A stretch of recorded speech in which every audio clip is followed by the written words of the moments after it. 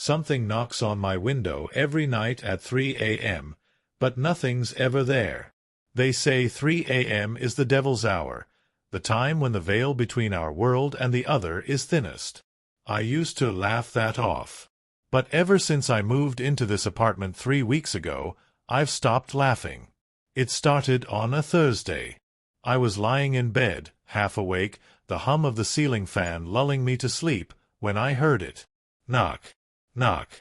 2 short taps on my bedroom window. I live on the 2nd floor. There's no balcony, no tree branch, and no way anyone could reach that window from outside. I froze. I told myself it was nothing. The building creaks at night. Maybe it was a bird. Maybe I was imagining it. But the sound was so real, sharp, deliberate, like knuckles rapping against glass. The next night, it came again. Knock. Knock. Exactly at 3 a.m. This time, I sat up and stared at the window. I didn't move. I didn't breathe. Moonlight pooled on the floor, but the window was just darkness. I forced myself to crawl to the edge of the bed, heart slamming in my chest, and peeked through the curtain. Nothing. No shadow, no face. Just the street lamp across the road flickering like it always does. And yet, I could still feel it. That horrible sensation. Like something was right outside, watching. I didn't sleep that night. By the 4th night, the knocking came again. Knock. Knock. Always the same pattern. Always at 3 a.m. I tried recording it, but the audio came up blank. No knocks. No background noise. Just dead air. I told my neighbor, Mrs. Qasim, a sweet woman in her 70s. When I mentioned the 3 a.m. knocks, her smile vanished. She went pale. Then she whispered, "Don't open your curtain, no matter what you hear." That night, I kept the curtain shut tight. But the knocking didn't stop. It got louder. The knock came again, 3 sharp taps, cold and hollow. I didn't even look this time. I just lay frozen beneath the sheets, heart hammering, every muscle screaming not to move. But my curiosity had teeth, and it gnawed at my sanity. At 3:06 a.m., I finally looked. The window was fogged over from the inside, though the summer air was dry. And in that patch of fog, something had written a word with a finger, from the inside. Look! I stumbled back, knocking over my lamp. The bulb burst, plunging the room into an orange, emergency glow from the hallway nightlight. My breath came in shallow gasps. I stood there, shaking, trying to believe it was just condensation, or a prank, or my own sleep-deprived mind playing tricks. But I couldn't ignore it anymore. The next night, I set up a camera. Old, clunky, motion-activated. I pointed it straight at the window, hit record, and tried to sleep. At exactly 3 a.m., I woke up again. No sound, no knock, but my body jolted awake like something inside knew. The camera's red light was blinking. I didn't dare check it until morning. When the sun finally clawed its way over the horizon, I pressed play. At 3:01, the camera clicked on. The window was empty. Nothing outside. Just trees and the darkness. Then, at 3:03, a shape stepped into view. Pale, thin, tall. No eyes. Just a smooth, stretched face with a slit of a mouth. It raised a finger and tapped on the glass. Once, twice, 3 times. And then it smiled. Not at the camera. Not at the window. At me. It knew. I dropped the camera. The footage froze on its face. The smile lingered. I tried to tell my roommate, but she laughed. "Dude, you're watching too many creepypasta videos." That night, I didn't set the camera. I didn't want to know. But I still woke up at 3. And this time, it didn't knock. It whispered. Right next to my ear. "Why won't you look at me?" The glass wasn't cold anymore. It was breathing. The next night, I stayed awake on purpose. No melatonin. No warm milk. Just me, a flashlight, and the quiet hum of dread echoing in my ribs. I sat on the edge of my bed with my phone's camera aimed squarely at the window. 2:59 a.m. glowed red from the digital clock on my desk. My breath came in shallow, anxious bursts, eyes unblinking, heart hammering louder than the silence outside. Then, knock, knock, knock. 3 taps. Hollow, slow, deliberate. I turned on the flashlight and aimed it at the glass. No one. The yard was still. The trees didn't move. No wind.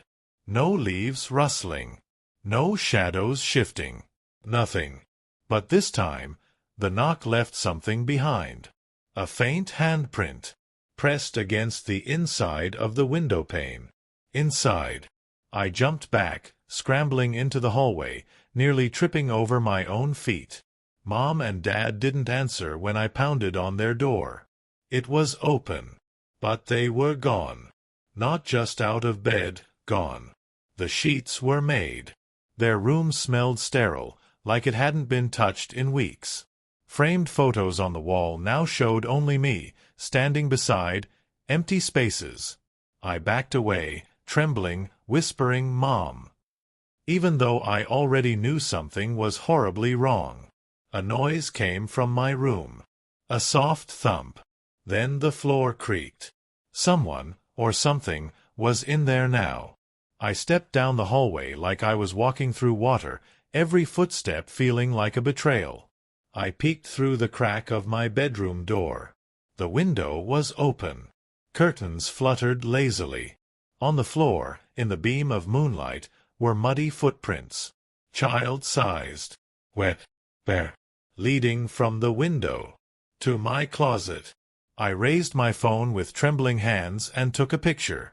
The flash went off. Click. The closet door snapped open. I dropped the phone and ran. Down the stairs, into the kitchen, out the back door, barefoot, barely breathing. I didn't stop running until I reached the edge of the woods. That's when I realized. The knocking had followed me. Somewhere behind the trees. Knock. Knock. Knock. Close.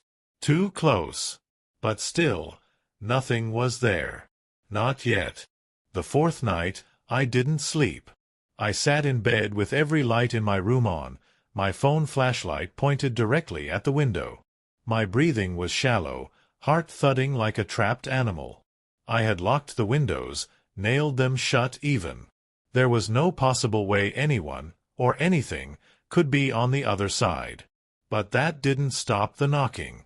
Exactly at 3 a.m., 3 soft knocks. Tap, tap, tap. This time, though, I noticed something new. There was a sound after the knocks. A scraping. Like nails dragging down the glass. Long, deliberate.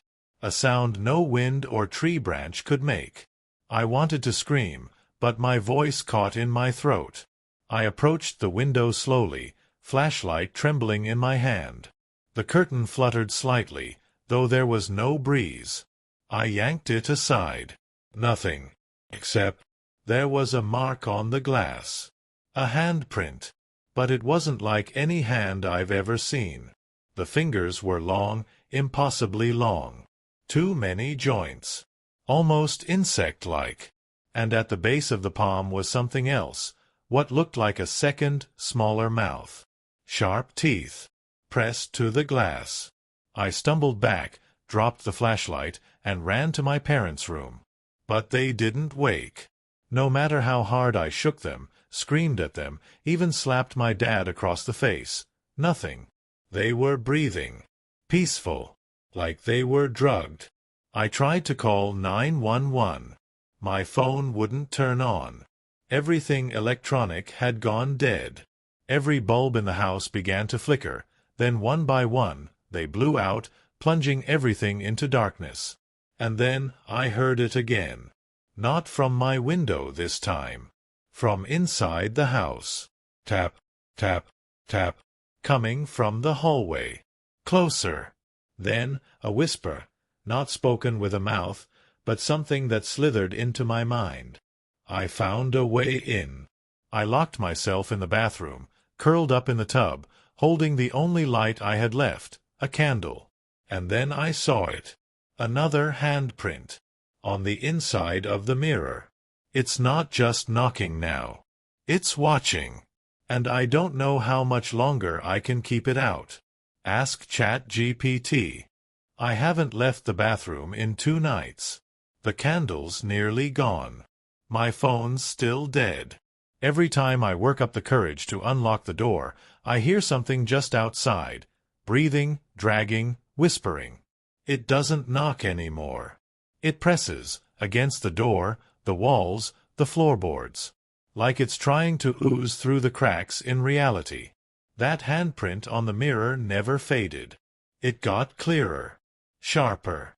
It smiles now. Not just with teeth, but with intention. Last night, I dared to speak. "What do you want from me?"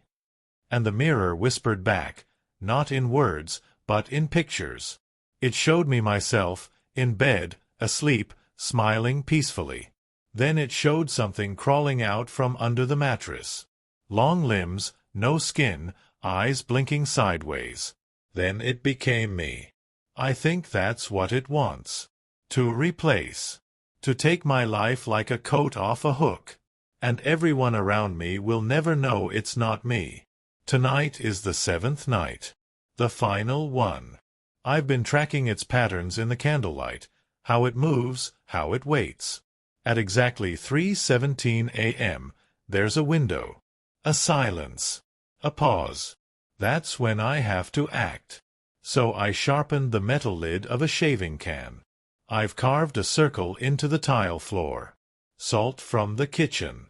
Matches. I don't know if it's real magic, but I saw it flinch the first time I held the salt in my palm. That's enough. 3:16 a.m. It's already knocking again. This time, I don't flinch. I wait. I chant the words I heard in the mirror's whisper.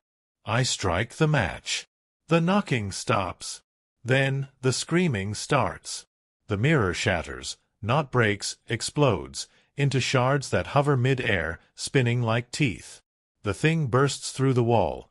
Not a shape, not a body, just a void wearing a grin. I throw the salt. It shrieks. I slash its reflection with the razor lid, and the sound it makes is like a dying star. It collapses inward, sucked into its own shadow. Gone. The house is silent. And then I wake up. Back in bed. It's 3 a.m. There's a knock at the window. 3 taps. Just like always. And in the reflection of the glass, I see myself still asleep. Still dreaming. Still trapped. Because it lied. It never wanted to get in. It wanted to pull me out.